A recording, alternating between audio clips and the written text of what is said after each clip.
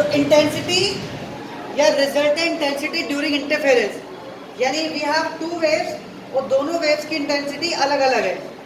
तो वे हम लेट करके चल रहे हैं। फर्स्ट वेव का डिस्प्लेसमेंट है y1 और उसका एम्पलीट्यूड है a। इक्वेशन होगी y1 equal to a sin omega t। दूसरी वेव का डिस्प्लेसमेंट है y2, एम्पलीट्यूड b, तो y2 equal to b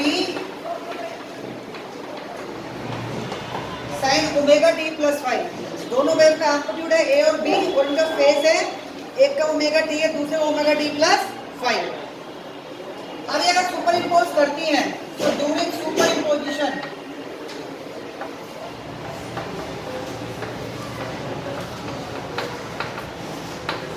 what is the principle of super imposition? जब दो या दो से ज्यादा वेव सुपर इम्पोज करती हैं तो always a new wave is form. तो न्यू वेव का जो डिस्प्लेसमेंट होता है that is equal to displacement sum of displacement of individual wave. जितनी वेव सुपर इम्पोज कर रही है सबके डिस्प्लेसमेंट को अगर हम ऐड कर देंगे तो नया वेव का डिस्प्लेसमेंट हम कैलकुलेट कर सकते हैं। तो वैल्यू पुट कीजिए y1 y2 की a sin omega t plus b sin omega t plus 5। इसको आप एक्सपेंड कर लो by the property of sin a plus b। It becomes sin omega t cos 5 plus cos omega t sin 5। देखिए sin omega t यहाँ भी है और sin omega t यहाँ भी है, तो दोनों टर्म्स के अंदर sin omega t हम कॉमन ले सकते हैं। तो sin omega t कॉमन, यहाँ बचेगा a और यहाँ बचेगा b cos 5। What we have? b cos omega t into sin 5। तो ये आपके पास y की वैल्यू आ गई, यानी equation of resultant wave. But जो हमने दो वेव ली थी, से equation first and equation second, दोनों ही सिंगल वैल्यू फंक्शन है। सिंगल वैल्यू फंक्शन इस क्या कि a के फंक्शन है और फंक्शन क्या है, साइन का फंक्शन है। तो रिजल्टेंट वेव के अंदर भी सिंगल वैल्यू फंक्शन होना चाहिए, यानी साइन का फंक्शन ही होना चाहिए। इसके लिए यहाँ पे कुछ चेंज करते हैं हम क्या करते हैं, ये जो 5 वाली टर्म है a प्लस b cos 5, इसको लेट कर लेते हैं r cos थीटा, और यहाँ पे 5 वाली क्या है, b sin 5, इसको लेट कर लेते हैं r sin theta.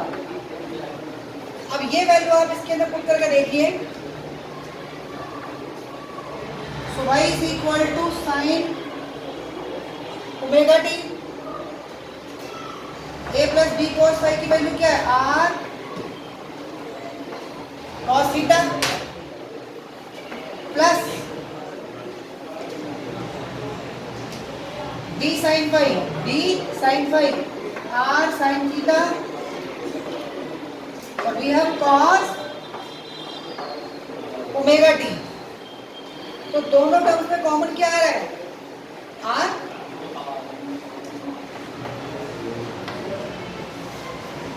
So here we have sin omega t into cos theta, और यहाँ हमारे पास बचेगा sin theta into cos omega t। तो क्या ये प्रॉपर्टी में बन जाती है sin a प्लस b की, sin a cos b plus cos a sin b। So we have property of sin a plus b। Now it becomes a single value function। तो यहाँ पर हमारे पास सिंगल वैल्यू फंक्शन नहीं था, अब हमारे पास एक सिंगल वैल्यू फंक्शन बन जाता है in the form of sine. और यहाँ पर जो r है it is the amplitude of this equation. जिस तरह यहाँ पर a और b एम्पलीट्यूड है, उसी तरह वहाँ पर कैपिटल R एम्पलीट्यूड है। अब जैसा मैं डिस्कस किया था कि इंटरफेरेंस में चाहे कंस्ट्रक्टिव या डिस्ट्रक्टिव हो, एम्पलीट्यूड या तो ऐड हुआ या आपका सेपरेट होगा। तो अगर एम्पलीट्यूड ऐड हो रहा है तो ऐड किसका हो रहा है, जो इंडिविजुअल वेव का एम्पलीट्यूड है उसी को ऐड करके रिजल्टेंट वेव का एम्पलीट्यूड हो रहा है। तो यहाँ पर जो कैपिटल R है वो रिजल्टेंट वेव का एम्पलीट्यूड है। तो तो किसको ऐड करके आ रहा होगा? जो इंडिविजुअल वेव का एम्पलीट्यूड है, यानी इनडायरेक्टली जो आपका कैपिटल आर है वो स्मॉल ए और स्मॉल बी पर डिपेंड करेगा। कैसे डिपेंड करेगा? क्या रिलेशन होगा? इक्वेशन थर्ड और फोर्थ को हम देखते हैं। इक्वेशन थर्ड और फोर्थ से पहले स्क्वायर करो, उसके बाद ऐड करो। तो squaring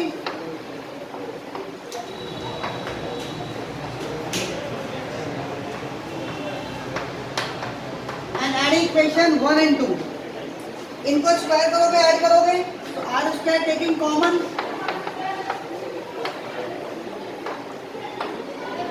squaring or adding, so you can take r square common. Here a plus b cos phi square plus b square sin square phi. पहले हमने स्क्वायर के स्क्वायर हमने ऐड कर दिया, it becomes 1, so we have only r square. इसका square खोल देते हैं, a square b square cos square phi plus 2ab cos phi plus b square sin square phi. अब यहां से क्या कॉमन आएगा दोनों में?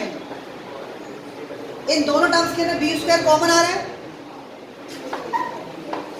और अगर b स्क्वायर कॉमन लोगे तो it become the property of sin square plus cos square phi, that become again 1.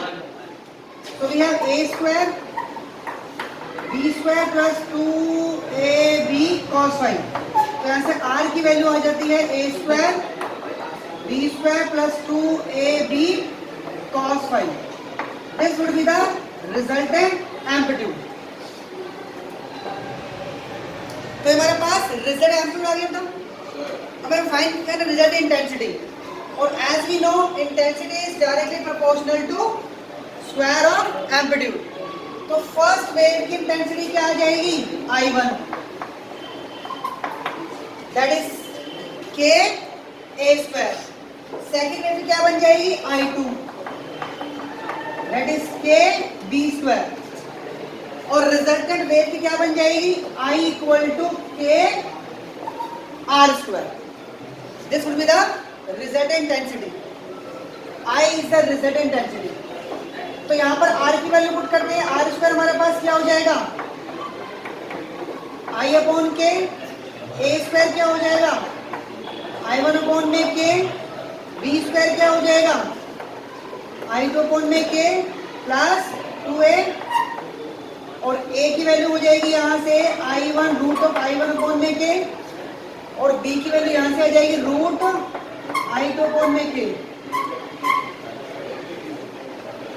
K you can take common, so value of I is equal to what? I1 plus I2 plus 2